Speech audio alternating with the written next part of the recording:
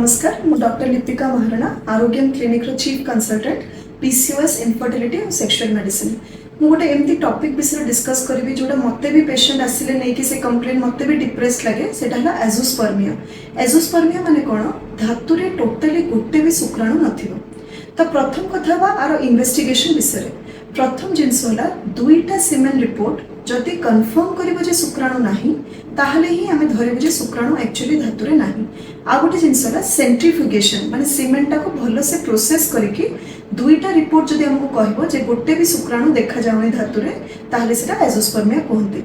तो azoospermia husband रो थिले husband wife भांगी पड़ती बहुत थर कंसल्टेशन चेम्बर रे कांदी पकांती जे शुक्राणु नाही अन्य पुरुषर धातु नै कि हमको करिया को पड़िबो किछि भी चांस अछि कि मैडम किछि मेडिसिन खाइले मोर शुक्राणु नंबर मु इंप्रूव करि परिबि किछिटा शुक्राणु तयारी हे परिबो मो देह रे।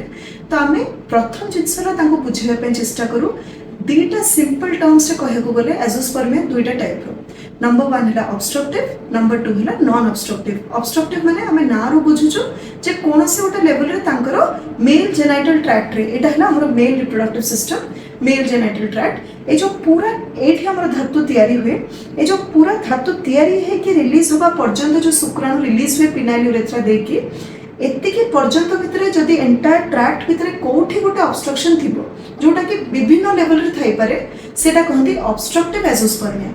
सेथरे सीमेन रे भी गोटे फ्रुक्टोज टेस्ट करके हमें जानू जेटा ऑब्स्ट्रक्टिव कि नॉन ऑब्स्ट्रक्टिव। प्लस पॉइंट कोन ऑब्स्ट्रक्टिव एजोस्पर्मिया रो ता माने शुक्राणु आ धातु एठी तयारी होउची किंतु कोनोसी गोटे ऑब्स्ट्रक्शन पाई धातुटा रिलीज होउनी जोथि पे हमें शुक्राणु जीरो बोली कहूचु।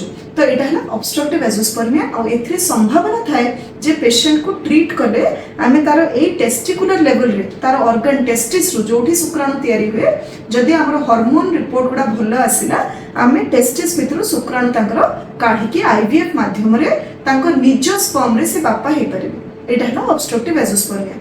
नॉन ऑब्स्ट्रक्टिव कहले हमें कोन बुझू ए पूरा मेल जेनाइटल ट्रैक्ट रे कोठी भी ब्लॉक नाही तांकर टेस्टिस रे ही प्रॉब्लम अछि किंबा अन्य ब्रेन लेवल रो हार्मोनल प्रॉब्लम अछि जोथि पय शुक्राणु तयारी ही हो तेनु से पेशेंट मानकरे आमे शुक्राणु जनरेट करबा और शुक्राणु पाइबा कि इवन टेस्टिस को ऑपरेट करके शुक्राणु काढबाटा ऑलमोस्ट इम्पॉसिबल तेनु से माने डोनर सीमेन यूज करंती। आपण आसिके निज प्रॉब्लम कहंतु एजोस्पर्मिया को इवैल्यूएट करंतु आ हमको हेल्प करंतु आपन को हेल्प करबा पे रहिले। नमस्कार।